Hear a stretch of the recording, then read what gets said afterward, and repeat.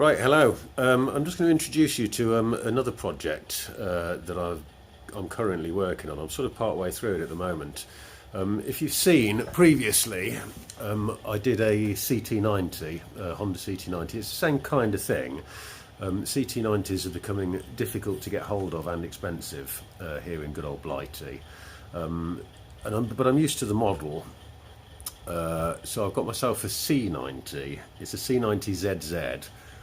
Which is going to give me the same problem with engine fitting as I had with the CT, but I'll explain that in a minute.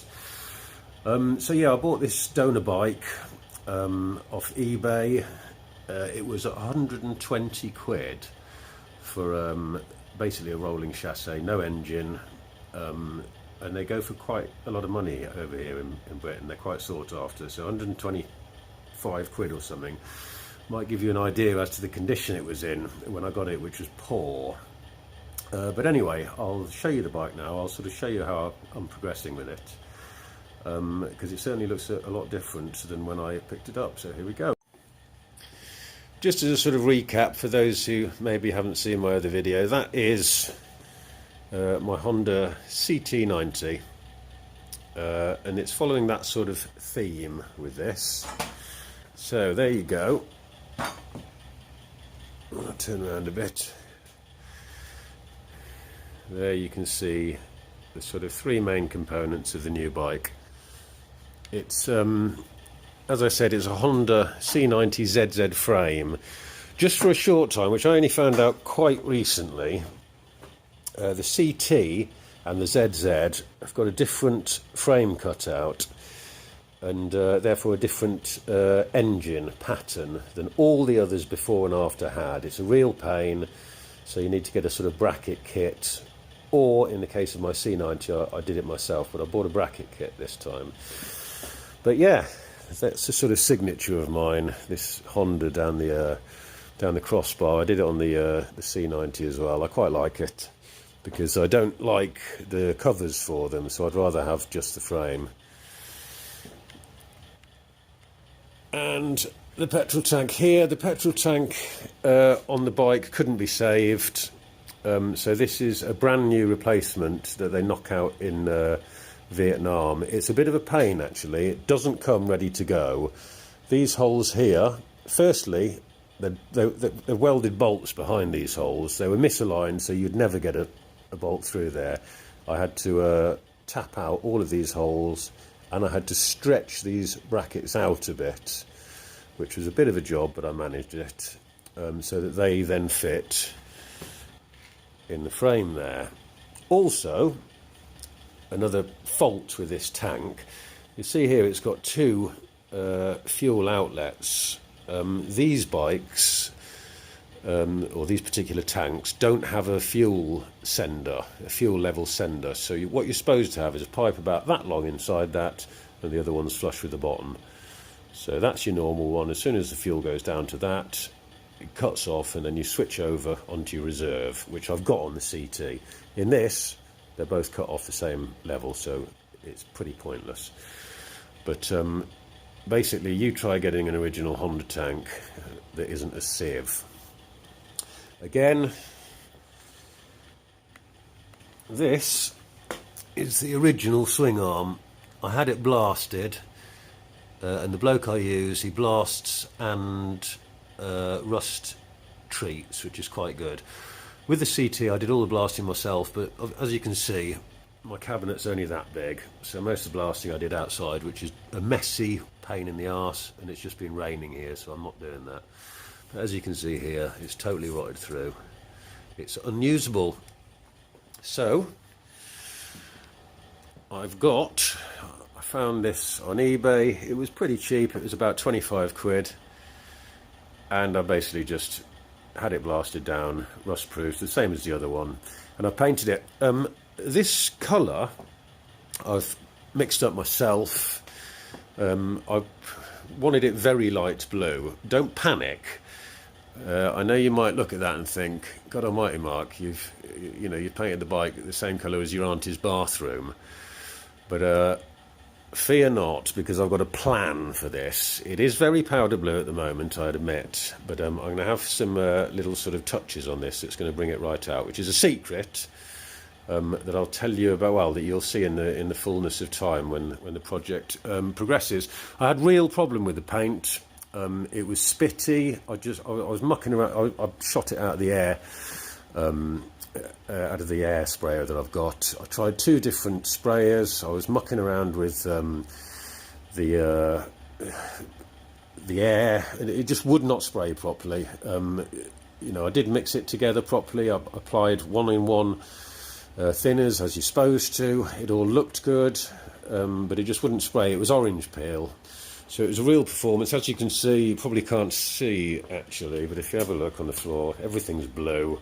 It was a bit of a messy job. I have got these curtains up here, so don't worry if you think I'm not spraying in here with all these motorbikes and stuff over there. I do have a curtain that I put across. So yeah, it came out sort of a glossy orange peel sort of texture. So basically I've got loads of lacquer, gloss lacquer rattle cans, and I've just rattled it up. And it's actually come up reasonably well. It doesn't need to be perfect, remember. You know, this isn't, it's not a Ferrari. You haven't got yard after yard of perfect metal surface. Once I get the furniture on this, you'll barely notice. But it's, you know, I'm no spray painter or body filler. This frame was salvageable. It had a lot of rot, so I filled that and body fillered it and sanded it down, all the rest of it. Don't look too close. Like I say, I am no body filler. As you can see here, I do like the little details. This is all come up. This is CG125. I'm not going with the leading link front suspension that you get with a C90. That's a sort of mixture of choice and also the fact that the forks that came with the bike were totally gone. So this design is going to be a bit like a CT90. I'll show you some of the bits now and you'll see what I mean. So I'll just go over here. You can probably just see down there the forks. You won't see too much, but they're non-viable. So here we go.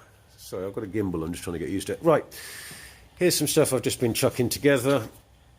There you can see. This is I had from the CT build. I had these already. It's going to be a bit of a pain to fit those. They wouldn't fit the CT. They won't fit the ZZ. Or at least I might be able to make them fit. We'll see. As you'll be familiar with if you've seen the CT build, these handlebars, I'll show you on the CT in a minute, these handlebars are exactly the same, these sort of high-rise enduro-style handlebars, same switchgear which I'm used to. This is a standard pit bike loom, which you get with the engine, which I haven't bought yet, but I had this from the previous engine, so that'll all get used. I'll have to build a loom with the, you know, for the lighting and all the rest of it. I didn't realise I bought a chain and sprockets for a CT. I didn't realise it's a totally different drive carrier assembly on the CT. I thought it'd be the same as the C90, but it's not. This is a CG125 cheapo front mudguard, which I've hacked down. As you can see, I've just mounted it on wood for the time being, just so I can shape it. So I've cut that up and shaped it down. That's going to be my special secret colour, along with side panels when they arrive, that'll hopefully bring out that powder blue and not make it look quite so horrendous. Brand new CG125 forks, so it'll look a bit like, in fact it'll look a lot like a CT. As you can see here, it's my, the same light as on the CT. Good little units these, it's an all-in-one. I'll take this apart, I'll take out these lenses, and as with the CT, I'll fit in LEDs, 3 of them, for indicators, neutral and high beam. And if you look up there, you will see the rear carrier from a CT, which will bolt straight onto the C90.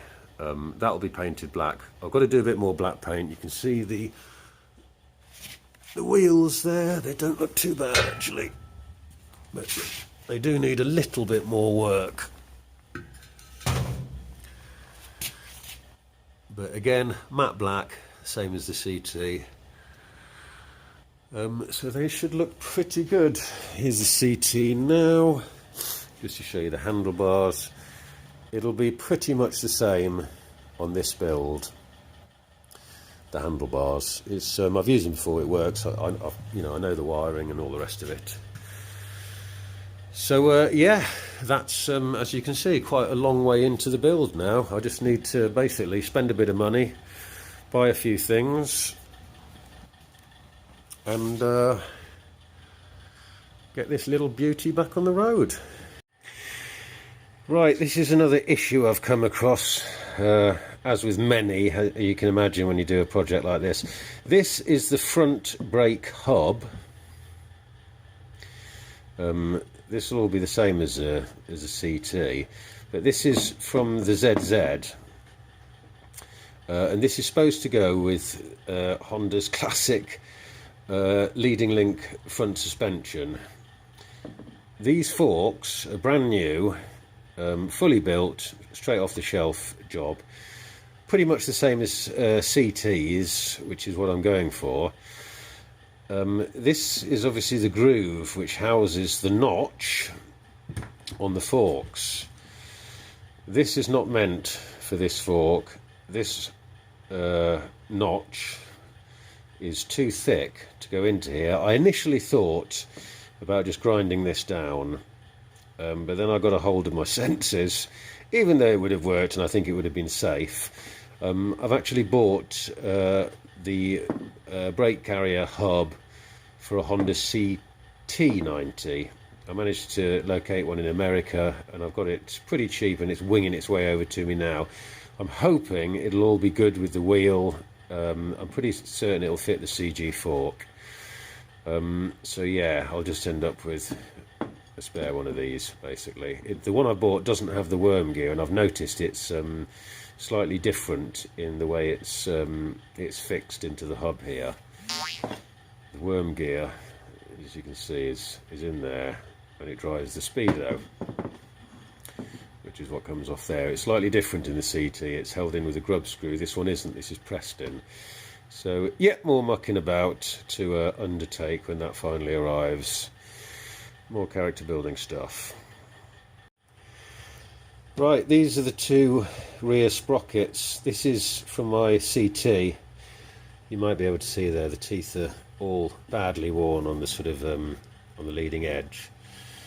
So that's from a CT, and I bought one of these to put on my ZZ, just copying what I'd done before, but I didn't realise this is for a C90. It's smaller, quite considerably smaller actually, but also the fixing holes are totally different. You'll see here.